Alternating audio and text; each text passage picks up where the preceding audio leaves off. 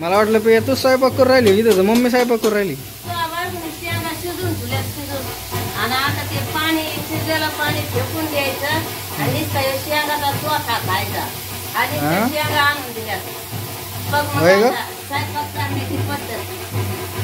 अगं शेंगा परतून घ्यायच्या डायरेक्ट पिया. शेंगा धुवा लागायच्या आणि धुतल्या का मग त्याला धुवून धावून मग त्या तेलात परतायच्या आणि मग भाजीत टाकायच्या. डोळे वाचून बघ ती काय नसती माझ्याकडे.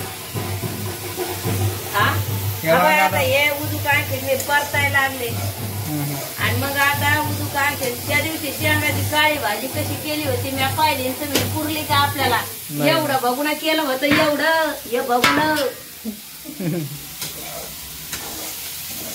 हातात काय उजून मी सिरियसली बोलत तुम्ही खुशाल हातात.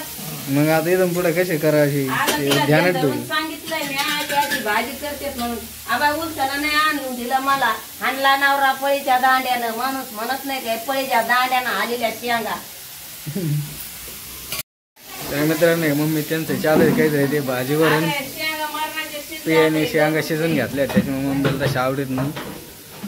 ते परतावं लागत नाही का आधी. ही बॅटरी मध्ये कोण ठेवली आई तुम्ही कुठे गेले होते दोघी जणी. आई आणता मी कुठं तरी फिरायला गेले होते वाटतं.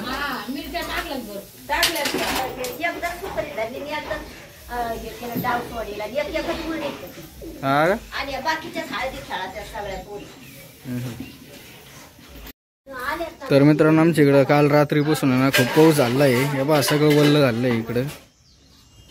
अख्खं म्हणजे सगळीकडे वल्ल झालेलं आहे पावसामुळे. तुमच्याकडे झाला का पाऊस सांगा बरं. तू नाही पाडणार का काय.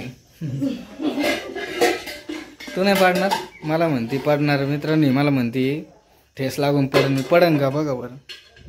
पडलं नसते का कधी पडलं असतं.